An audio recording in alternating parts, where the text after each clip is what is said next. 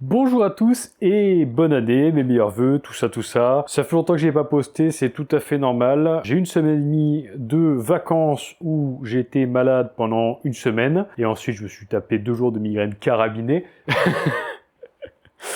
C'est passé, je comptais faire des vidéos tous les jours de mes vacances. Au final, j'aurais pu tourner qu'une seule vidéo qui est celle-ci. Et aussi, on a été extrêmement occupés. Donc maintenant, je peux vous en parler parce que c'est fini. On a changé de VRF, des gros groupes clim. Donc il y en avait deux de 28 kg, 8 unités intérieures pour 2 unités extérieures. Bien sûr, on a fait ça pendant des inondations. On a fait la mise en service, on marchait dans sa dos. Les bottes étaient presque pas assez hautes. C'était une aventure, je l'ai filmé. Je vous posterai la vidéo une fois que j'aurai pu la monter parce que c'est assez conséquent tout de même. C'était notre plus grosse installation en termes de climatisation jusqu'à aujourd'hui. 2 VRF, c'est quand même assez costaud, on est sur du petit tertiaire. Enfin bon, trêve de bavardage. Aujourd'hui, je vais vous faire la présentation pour bien commencer cette année de Parkside Performance.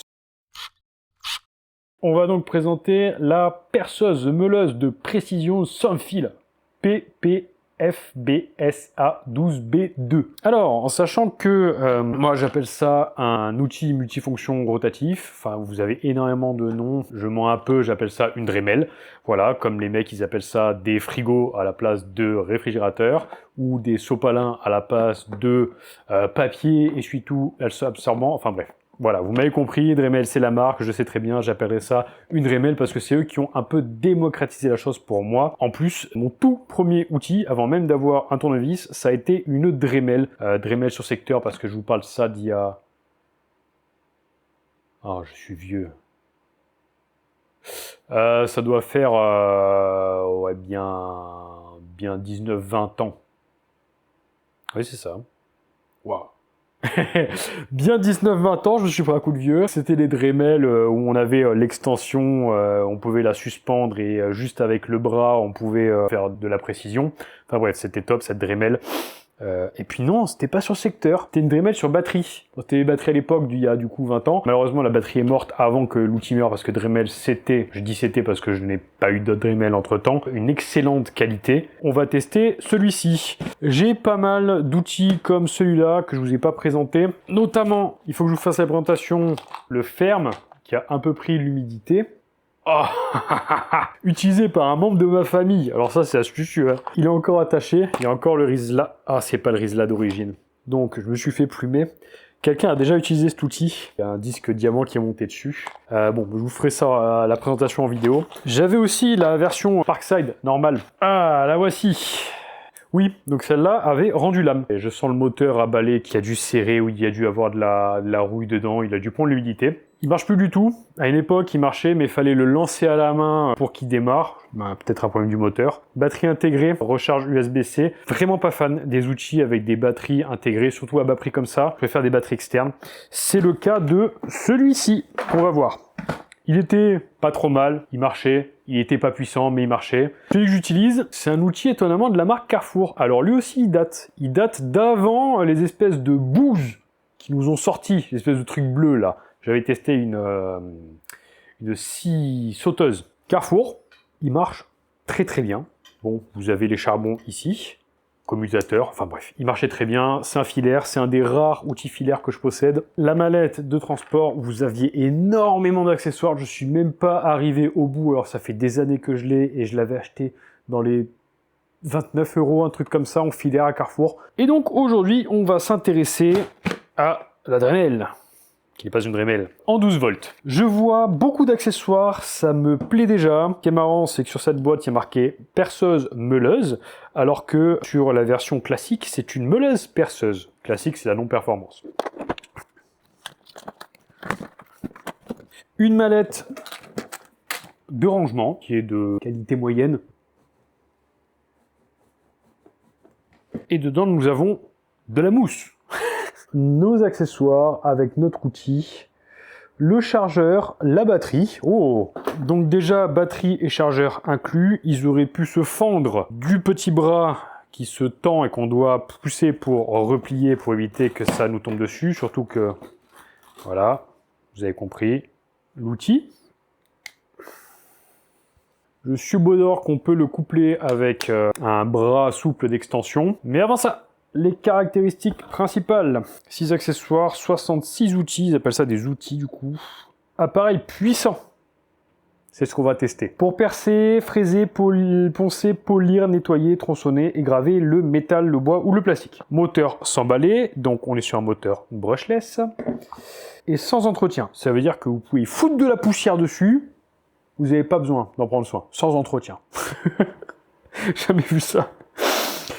Longue durée de vie, ça dépend de la qualité de fabrication. Bon. Polyvalente, un plateau de ponçage 45-90 degrés, butée parallèle, outil de coupe circulaire et l'adaptateur pour fraisage avec une butée de profondeur. Capot de protection contre la saleté, donc on a ici, et les étincelles ainsi que la poignée supplémentaire. Poignée supplémentaire, on l'a ici. Désigne compact avec revêtement souple.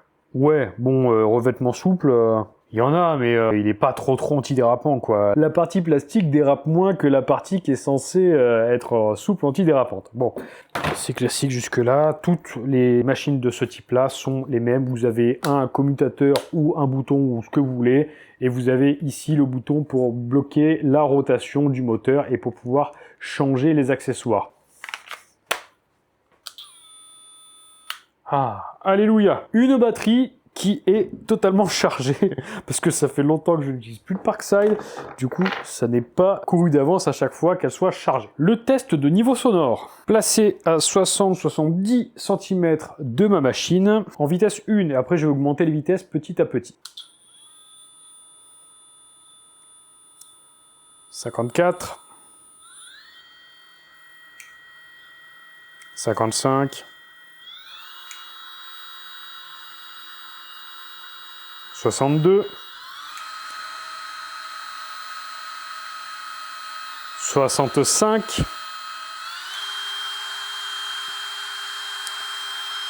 70,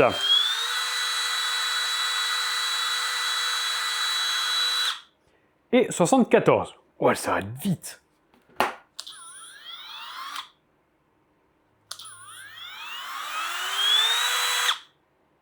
Waouh. Voilà les plages de niveau sonore, vous pouvez ne pas utiliser avec des équipements de protection auditif, je recommande quand même, je ne vais pas le faire dans cette vidéo, mais on ne sait jamais. Ne faites pas comme moi et surtout mettez aussi des lunettes de protection. Je vais vous le montrer d'un peu plus près, donc là on a le commutateur, le bouton pour bloquer le spindle lock, hop, la rotation,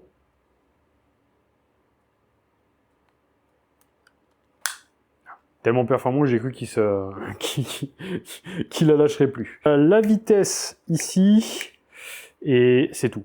Juste là, à la limite, vous défaites ça, hop, et vous pouvez mettre tous les accessoires qui sont fournis avec. Les différents accessoires, capot de protection, pour éviter qu'il y ait des éclats qui nous viennent dessus. Poignée supplémentaire, si je suppose que vous avez des choses à fraiser comme ça, à la limite. C'est la première fois que je vois ça, mais bon, ça a son intérêt. Plateau de fraisage 90 degrés, 45 degrés, avec un réglage en profondeur. Première fois que je vois cet embout, pour moi, c'est comme si on avait une fraiseuse ou une défonceuse. Bon, ça permet d'avoir une bonne base pour rester perpendiculaire à votre support, avec un réglage de la profondeur.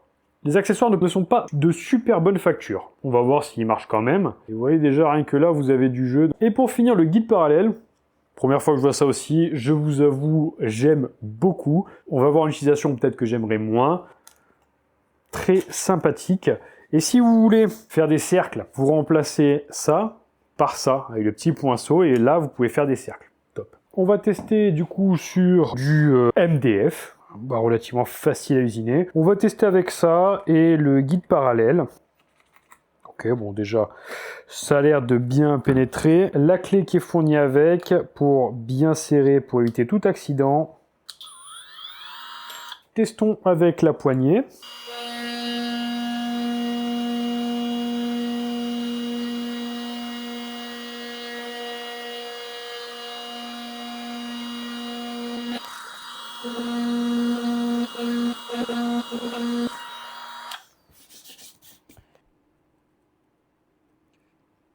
Voilà mon niveau de dessin. un bonhomme bâton. La poignée plutôt utile. On va peut-être tester avec la disqueuse. On va tester de couper.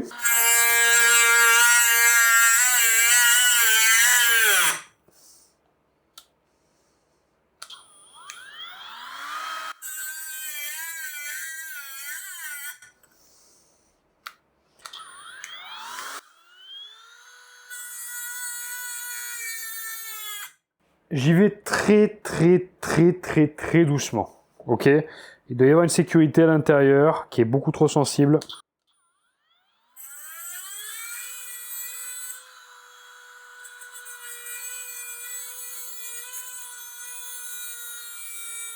Appareil puissant. Là, vous m'avez vu, je l'ai tenu comme ça, j'ai vraiment mis le poids de la machine dessus, donc on a une sécurité à l'intérieur. Dans tous les cas, je suppose que c'est pas trop fait pour ça.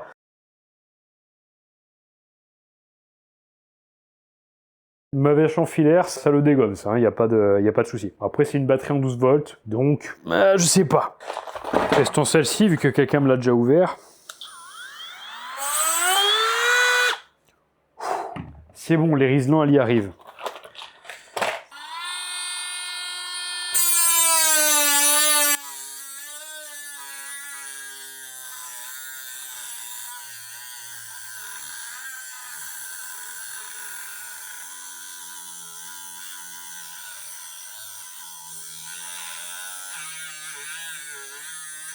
J'ai plus de batterie, donc ça va être la performance sur sa dernière barre de batterie. Elle ne s'est pas arrêtée, hein. J'ai forcé beaucoup plus que sur l'autre. J'ai pas d'exaction chez Ferme ou chez Parkside, hein, je vous le rappelle. Allez, on teste avec la mèche.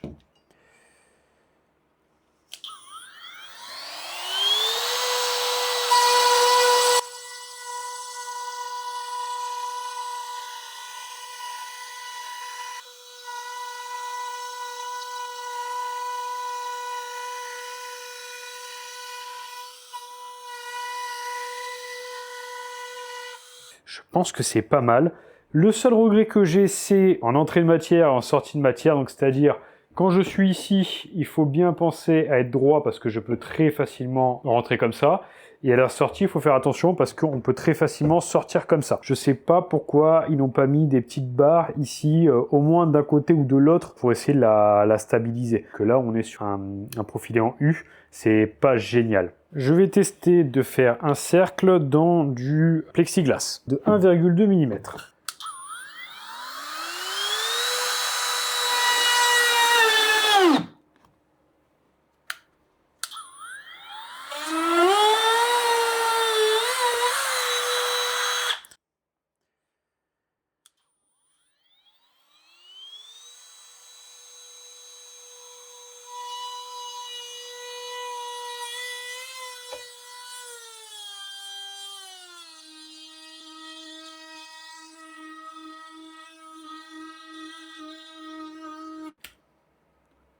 Waouh, j'ai eu un demi-cercle. Un quart de cercle, pardon.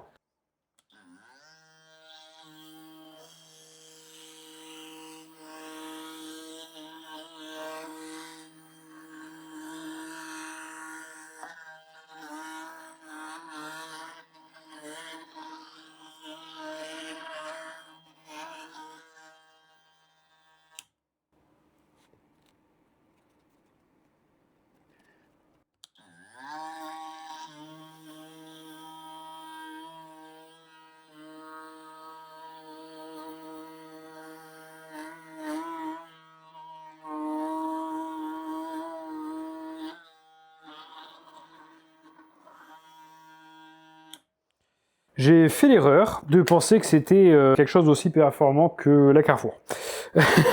Là, j'ai un peu trop attaqué, j'ai attaqué 2 mm. Hein. C'est pas énorme, mais en faisant deux passes de 0,06 mm chacune, j'ai réussi à avoir ceci. En soi, ça marche. Je suppose que pour des matériaux comme ça, pour faire du cosplay ou des choses dans ce genre-là, la limite, ça peut passer, ça peut être une machine pour vous. On va rester sur le plexiglas parce qu'apparemment c'est un peu le seul truc que j'arrive à attaquer avec. On va tester l'accessoire pour faire à 90.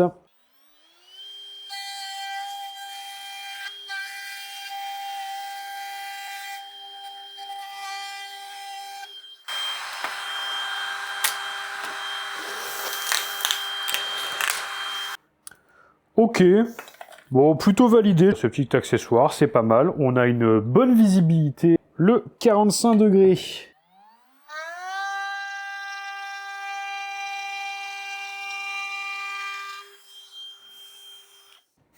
Bon, c'est pas mal, j'ai été assez régulier. Je vous avoue que je me sers pas assez de ce genre d'outil pour avoir l'utilité de ça, quoi. Maintenant, on va tester la tête dont je me sers le plus. C'est la tête pour poncer. Avec le petit par éclat.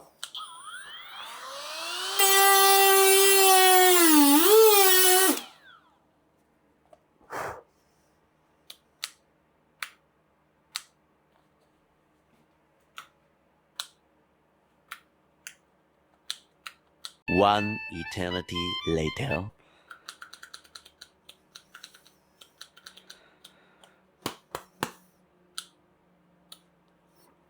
Longue durée de vie, longue durée de vie, longue durée de vie.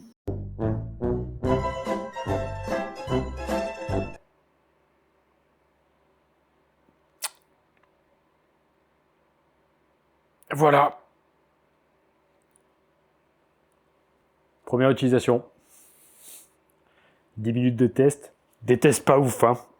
Elle est morte. Sa batterie d'origine a chargé. Je l'ai rallumée. Enfin, j'ai essayé. Ça ne marche pas. Non, la vidéo va quand même être en ligne. Hein. Je vois déjà les commentaires. Ah, bien, tu l'as mal utilisé, tu as des Komaboura, etc. Non, vraiment. Vraiment, pas du tout. Par rapport à sa version verte, qui certes avait une batterie pas ouf, j'en ai même pas mis dans les dents, quoi. Sans même pas le cramer. Peut-être que c'est un souci électronique et pas du moteur, que j'espère. Je recommande vraiment pas. À la limite, prenez du ferme. Vous serez moins déçus quand elle rendra l'âme. Sachant qu'elle est presque plus lourde celle-là. Hein, et bien plus agréable à la prise en main.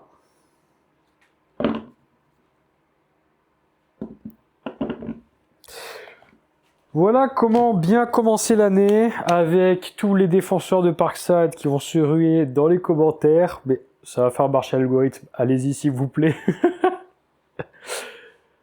Je l'ai acheté il n'y a pas longtemps, donc je vais me la faire rembourser. On va voir et je vous tiendrai au courant sur les nouvelles aventures. Je vais vous sortir une vidéo sur celle-ci parce que du coup ça m'a un peu, ça m'a donné un peu envie. Oh, en plus elle a des LED celle-ci. Oh. Bon, je vous en dis pas plus. La ferme a l'air de savater la Parkside. Bon, voilà, c'est un des seuls outils que je préfère en filaire. Ça et les ponceuses orbitales. Bon, sur ce, encore bonne nouvelle année, et puis on se revoit pour une prochaine vidéo.